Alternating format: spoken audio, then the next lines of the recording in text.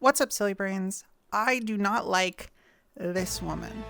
Sarah Clate is a creator who has a large following on TikTok as well as YouTube and Instagram.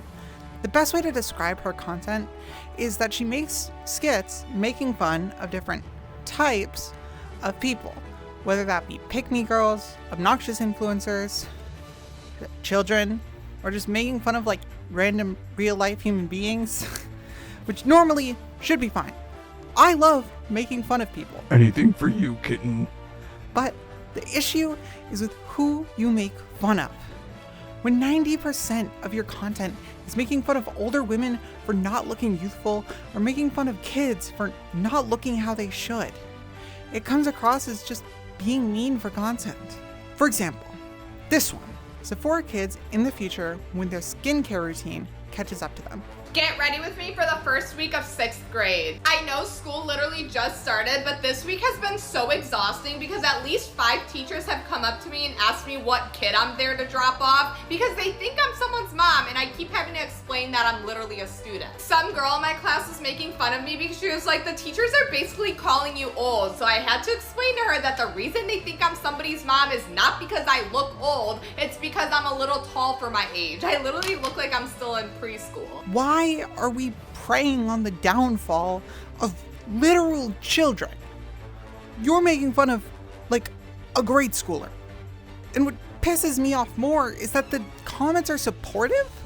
Like, tell her she's being weird for making fun of grade schoolers, please. But I think there's more moving parts to this and why it feels weird. If we look at the reason Sephora kids exist, it's because of the internet. It'll make you feel bad about what you look like no matter what. It puts pretty people on a pedestal. The only way these kids can quell this inferior feeling is by overcoming the only way they know how, which is just chasing after it. This need to be pretty. They buy these products because they need it to fit in and they need to look up to the bar that social media sets. Sephora kids aren't doing it to be obnoxious or rude. They're just kids, trying to fit in and look like the people they admire, which is why I think this TikTok made me feel so uncomfortable. Instead of telling these girls that they're victims of societal pressure, that it doesn't matter what they look like, and that you're beautiful no matter what, you're putting victims down, and are potentially driving these people into deeper insecurity, which will only make the problem worse. You can make videos making fun of pick-me girls, but you do know that it won't help them realize why they act like that in the first place. Your video makes fun of how pick-me girls act, yet you're ignorant to the fact that you're proving their point. They'd obviously want to be one of the guys when you put them down like that. You can make fun of pick-me girls without putting them down. If you're gonna make shitty videos with no comedic value, at least do it while being positive, because you're making the problem worse. You're worse than a pick-me girl and you're no better than a man.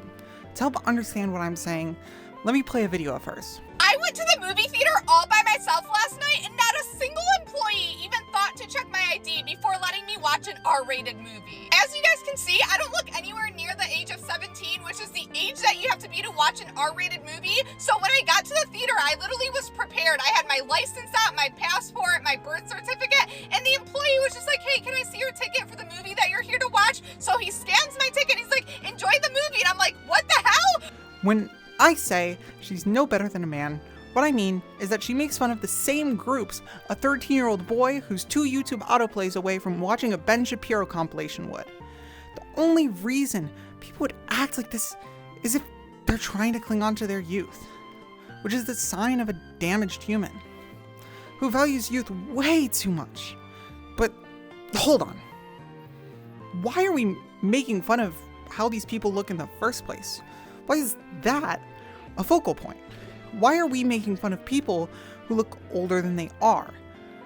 You basically equate being old with being ugly, which is the same as those goddamn alpha male podcasts.